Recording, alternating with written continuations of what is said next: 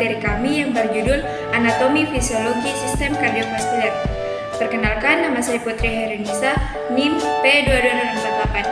Perkenalkan, nama saya Nurmawati dengan NIM 22124. Definisi sistem kardiovaskuler: kardio berarti jantung, kardian berarti memompa, vaskuler berarti pembuluh darah, vena, kapiler, dan arteri.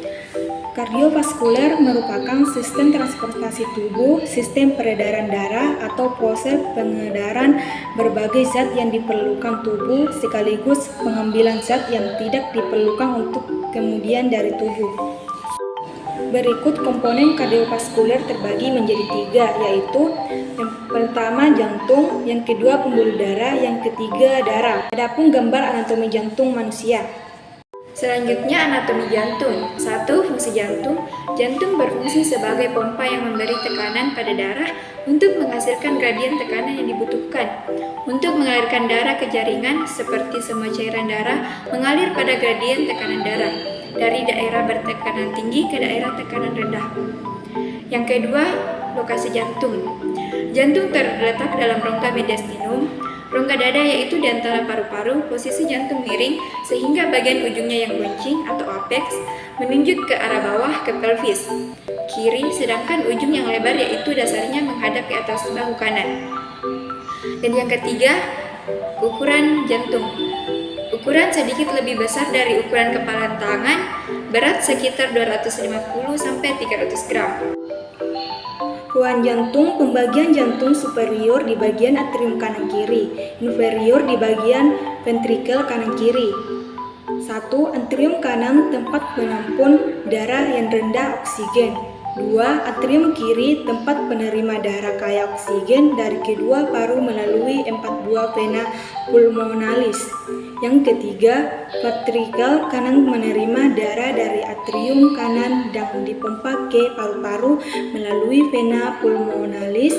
Dan yang terakhir, ventrikel kiri menerima darah dari atrium kiri dan dipompakan ke seluruh tubuh melalui aorta. Katup jantung. Yang pertama, katup trikuspid, terdiri dari 3 daun katup yang mencegah aliran balik darah dari ventrikel kanan ke atrium kanan selama kontraksi ventrikel. Kedua, katup seningular paru, terdiri dari 3 flaps bulan berbentuk setengah, mencegah aliran balik darah dari trunkus paru ke ventrikel kanan selama ventrikel relaksasi. Dan yang ketiga, katup bikuspid atau katup mitral, terdiri dari 2 katup atrium yang mencegah aliran balik darah ventrikel kiri ke atrium kiri selama kontraksi ventrikel. Dan yang terakhir, katup aorta, terdiri dari 3 flaps bulan berbentuk setengah lingkaran, mencegah aliran balik darah dari aorta ke ventrikel kiri selama kontraksi ventrikel. Berikutnya, fisiologi jantung. Jantung sebagai pompa. Fungsi utama jantung: A. Memompa darah melalui pembuluh darah ke seluruh tubuh, di mana saat memompa miokardium yang bergerak. B. Menimbulkan rangsangan listrik. C. Memompa darah ke paru-paru. Setiap siklus jantung terdiri dari urutan peristiwa listrik dan mekanik gelombang rangsang listrik ini tersebar melalui nodus CA dan melalui sistem konduksi menuju miokardium untuk merangsang konduksi otot. Rangsangan listriknya terjadi, ini disebut depolarisasi, dan diikuti perubahan listrik yang disebut repolarisasi.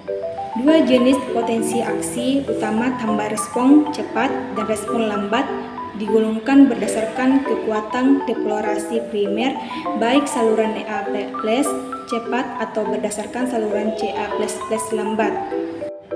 Kecepatan aliran darah ditentukan oleh perbedaan tekanan di antara kedua ujung pembuluh darah seperti tekanan aorta dengan tekanan atrium kanan. Aliran menjadi dinamis bergerak karena perubahan tekanan yang terdapat di dalam sirkulasi sistemik. Berikutnya, bunyi jantung. Bunyi pertama disebabkan metutupnya katup A dan V dan kontraksi dari ventrikel. Bunyinya panjang dan lemah, terdengar seperti loop. Bunyi kedua disebabkan karena meletupnya katup aortik dan pulmoner. Sesudah kontraksi dari ventrikel, bunyinya pendek dan tajam, terdengar seperti dup. Struktur pembuluh darah. Arteri. Arteri membawa darah dari jantung ke seluruh tubuh. Pembuluh darah arteri terdiri dari atas lapisan-lapisan berikut. 1. Tunika intima, 2. Tunika media, dan yang terakhir tunika anastomosis arteriovenous. Yang kedua, vena. Vena berfungsi membawa darah dari perifer atau tepi kembali ke jantung dan paru-paru. Vena juga memiliki lapisan-lapisan seperti arteri. Berikutnya gambar struktur pembuluh darah. Sirkulasi darah. Sirkulasi darah ada dua, yaitu pertama sirkulasi paru-paru. Peredaran darah ini dimulai dari darah kotor yang berada di dalam atrium kanan jantung terpompa keluar saat jantung berkontraksi menuju ke arteri pulmonalis. Yang kedua, sirkulasi sistemik. Darah harus mencapai berbagai organ dan bagian tubuh atas maupun bawah. Oleh karena itu, peredaran darah besar disebut pula peredaran darah tubuh karena darah mengalir dari jantung ke seluruh tubuh dan kembali ke jantung. Terakhir, gambar sirkulasi darah.